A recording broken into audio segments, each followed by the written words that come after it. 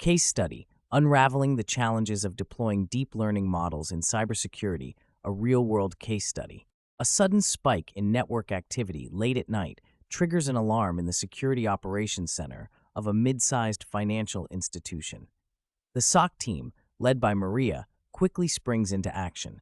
They're using a state-of-the-art deep learning model for intrusion detection, which has been highly effective in identifying and mitigating threats.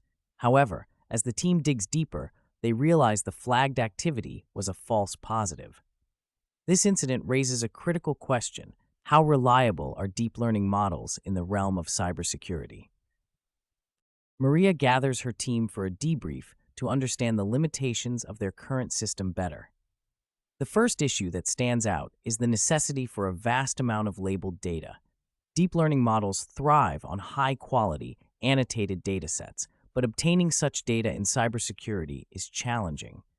Given the sensitivity of the data and the evolving nature of threats, the team finds it particularly difficult to keep their data updated and relevant. They wonder, how can they expedite the labeling process without compromising the quality of their data?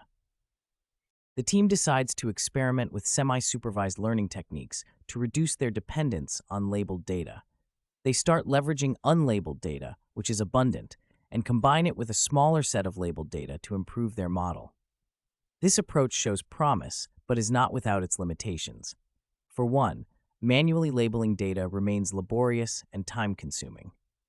Maria asks the team, could crowdsourcing or synthetic data generation provide a viable alternative to manual labeling? As the meeting progresses, another challenge comes into focus: the computational complexity of their deep learning models. Training these models requires extensive computational resources, including high-performance GPUs and significant memory. Maria notes that the company's budget does not allow for continual upgrades to their computational infrastructure. This raises a pertinent question: can they make their deep learning models more efficient without compromising on performance? To address this, the team explores model pruning and quantization techniques. By reducing the number of parameters in their models, they can achieve similar performance levels with lower computational costs. They also investigate the use of more efficient architectures like MobileNet, which are designed to be less resource-intensive, yet effective.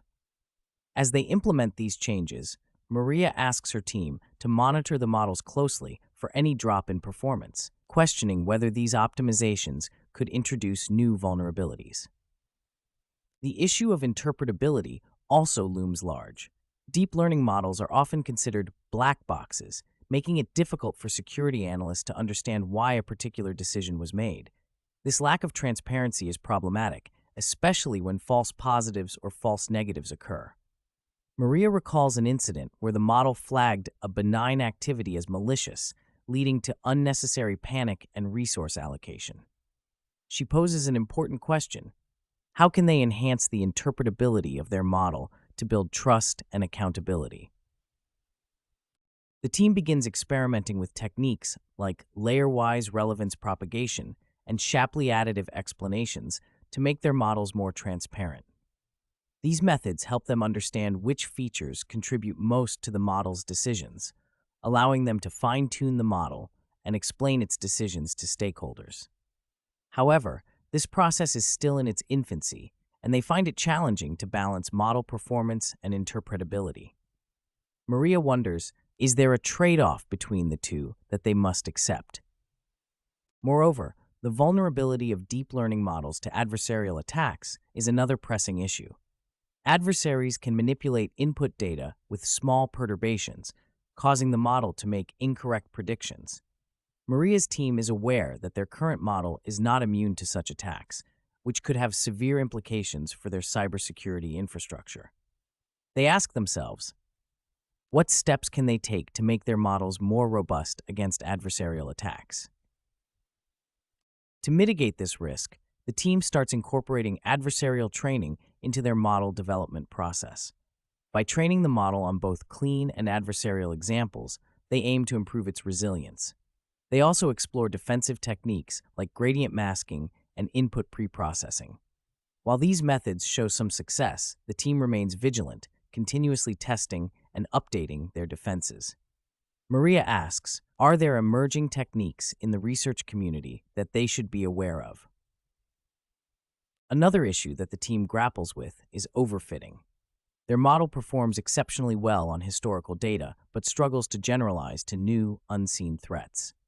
Given the dynamic nature of cyber threats, this is a significant concern. The team employs regularization techniques like dropout and cross-validation, but finds that striking the right balance between model complexity and generalization is easier said than done. Maria challenges the team to think, how can they ensure that their model remains effective against emerging threats? They decide to adopt a continuous learning approach, where the model is periodically retrained with new data. By setting up a pipeline that integrates real-time threat intelligence feeds, they aim to keep their model up to date. This approach requires significant effort, but gradually shows improved performance in detecting new types of attacks. Maria notes that while this is a step in the right direction, it also introduces new challenges in terms of model management and deployment. She asks, how can they streamline this process to ensure timely updates without causing disruptions? Ethical and privacy concerns also come to the fore during their discussions. Collecting and using vast amounts of data for training models can infringe on individual privacy and raise ethical issues. For instance, monitoring network traffic or user behavior can lead to the inadvertent collection of sensitive information, potentially violating privacy laws.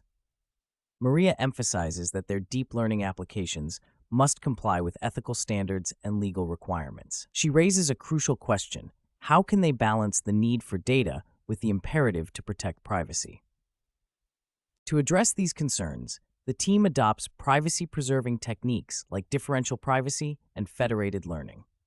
Differential privacy ensures that individual data points cannot be re-identified, while federated learning allows model training across decentralized data sources without compromising privacy. These methods help them comply with ethical standards, but they also introduce complexity in model development and maintenance. Maria asks the team to continually evaluate their methods to ensure they remain both effective and compliant. The rapid pace of advancements in deep learning technology also leads to a skills gap within the team. The demand for expertise in developing and implementing deep learning models often outstrips the available talent pool. Maria acknowledges that this gap can hinder the adoption of deep learning-based solutions in cybersecurity. She poses a pressing question: how can they bridge this skills gap to ensure the competency and effectiveness of their team? To tackle this, the company invests in ongoing education and training initiatives. They partner with academic institutions and offer internal training programs to equip their workforce with the necessary skills.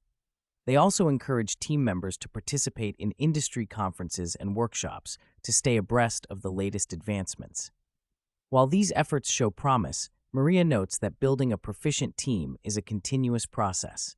She asks, how can they measure the effectiveness of their training programs to ensure they meet their objectives? Lastly, integrating deep learning models into the existing cybersecurity infrastructure proves to be a complex and costly endeavor. The team must overhaul their systems and processes to accommodate these advanced technologies, which can be resource-intensive. Ensuring interoperability between deep learning models and other security tools is crucial for a cohesive defense strategy, but it is challenging to achieve in practice.